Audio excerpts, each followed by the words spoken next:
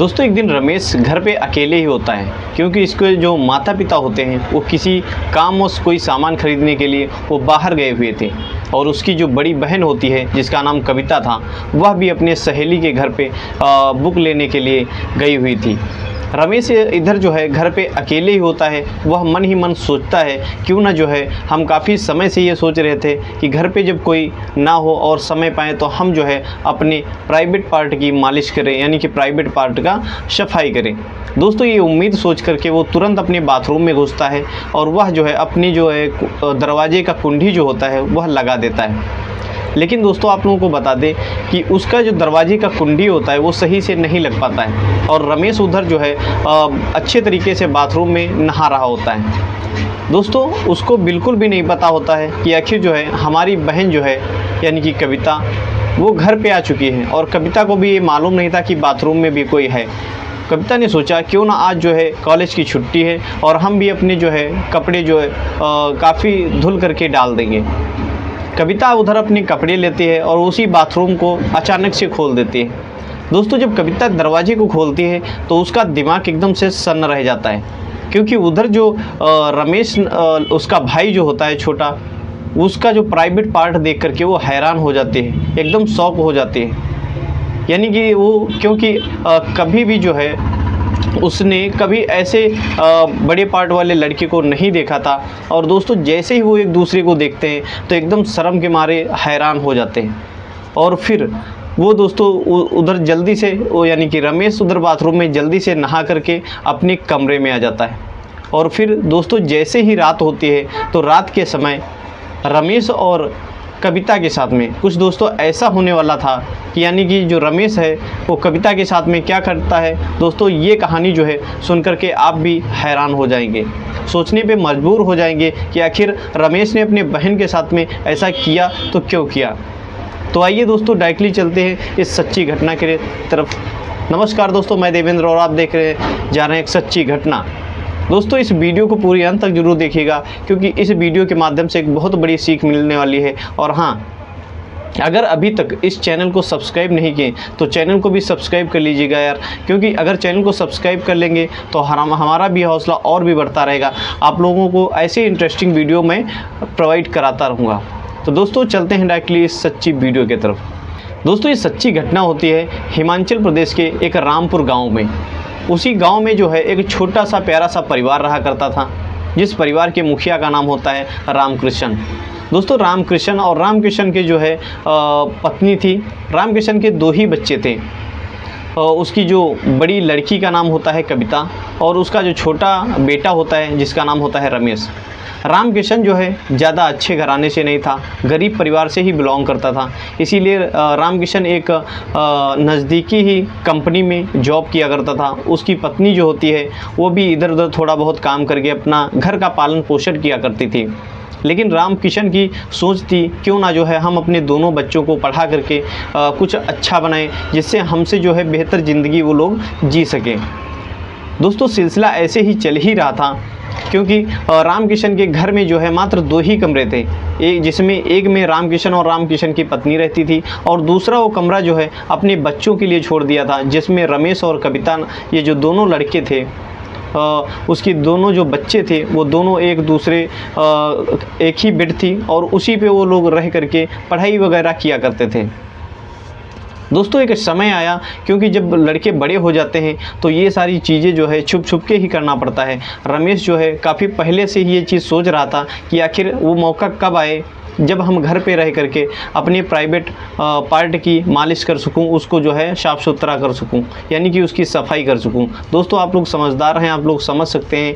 दोस्तों उसके कॉलेज में छुट्टियां तो बहुत आती थी लेकिन उसके घर में जो है सभी लोग उपस्थित होने के कारण दोस्तों वो कुछ भी नहीं कर सकता था। इसीलिए एक दिन वो समय आ ही जाता है जब उसके कॉलेज में 2 दिन की छुट्टी होती है और जब छुट्टी होती है तो उसके जो माता पिता होते हैं वो किसी कामवश जो है बाहर चले जाते हैं और उसके बाद जो है वो देखता है कि उसकी जो बहन है यानी कि कविता भी अपने सहेली के घर पे चली जाती है कुछ कापी किताबें लाने के लिए। इधर रमेश जो है वो सोचता है ये मौका बहुत ही सही है, क्यों ना जो है हम इसी समय जो है अपना काम कर लें।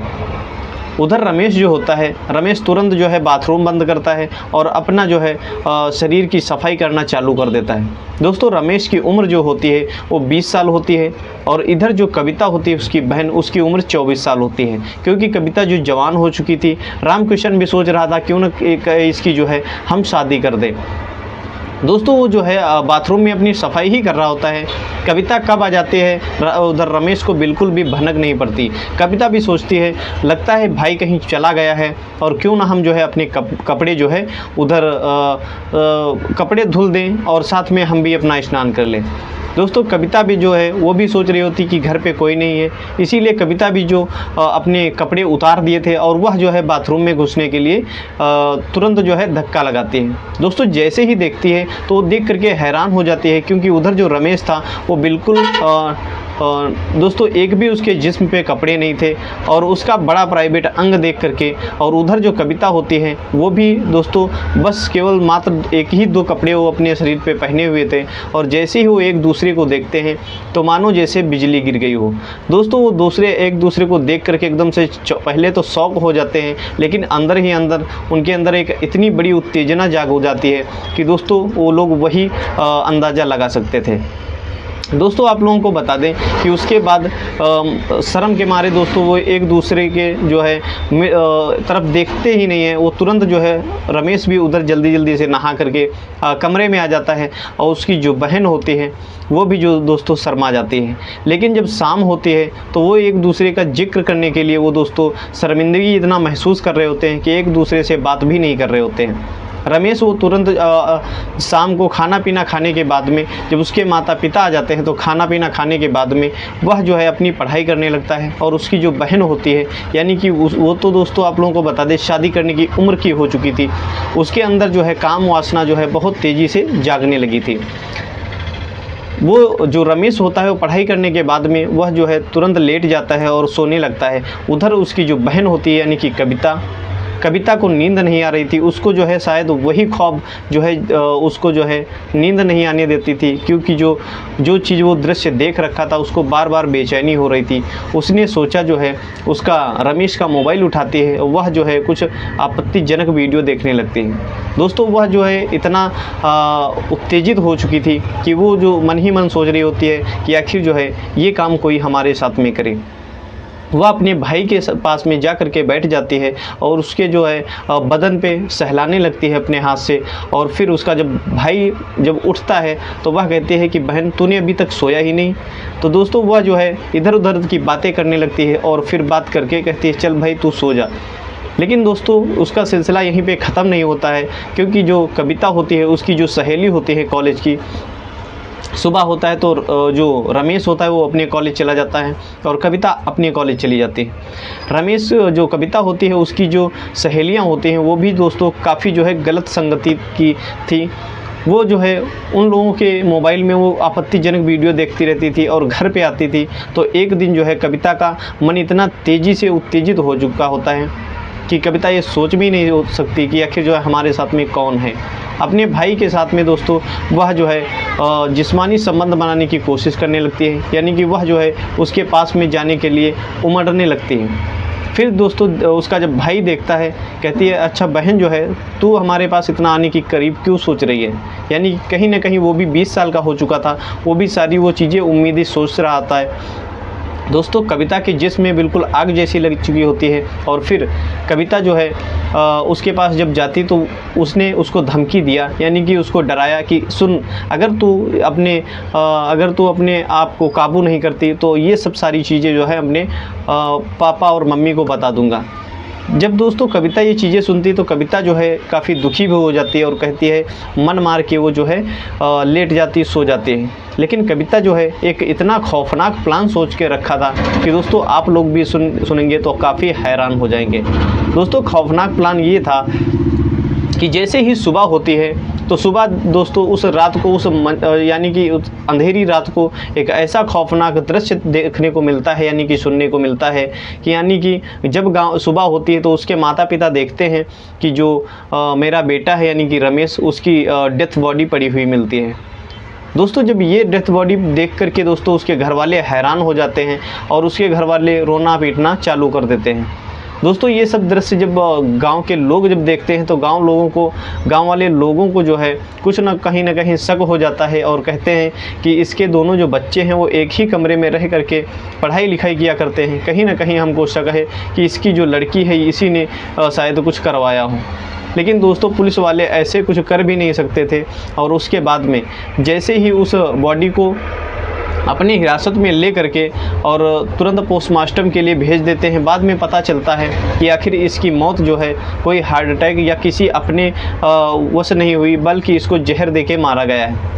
दोस्तों तब तुरंत जो है पुलिस वाले घर पे ही उसके शक करते हैं और फिर घर वालों को शक करने के बाद में उसके बहन को पकड़ लेते हैं और आखिर उसको जो है पूछताछ करना चालू कर देते हैं। उसकी बहन पहले तो कुछ भी नहीं बोलती है और उसके बाद में जो है वो पूरी सच्चाई बताने के लिए मजबूर हो जाती है और पुलिस वालों के सामने वो कहने लगती है कि साहब आखिर मैं अब बताने ही जा रहा हूँ, हमारा जो है जिस्मानी संबंध बनाने के चक्कर में ये सारा सब कुछ हो गया और मुझे बहुत ही दुख हुआ कि हमारा भाई जो है बिल्कुल ही निर्दोष था। और दोस्तों आप लोगों को बता दें वो सारी चीज़ें वो बताने लगी कि एक दिन मैं अपने भाई के साथ में संबंध बनाने की सोच रही थी, लेकिन भाई जब मुझे धमकी दिया, मुझे डराने की कोशिश किया कि ये सब बातें जो है मम्मी पापा से बता दूंगा, तो हम एक दूसरे लड़के के साथ में वो संबंध स्थापित कर दिए और हम जो है 1.5-2 महीने की गर्भवती हो गई, यानी कि प्रेग्नेंट हो गई। जब ये सारी सच्चाई हमारे भाई को मालूम हुआ, भाई ने पहले तो हमको मना करने की बहुत ही कोशिश किया, लेकिन जब उसने धमकी दिया कि आखिर जो तुम ये सारी चीज़ें जो है बंद नहीं कर रहे हो तो हम माता पिता से यानी मम्मी पापा से बता दूंगा।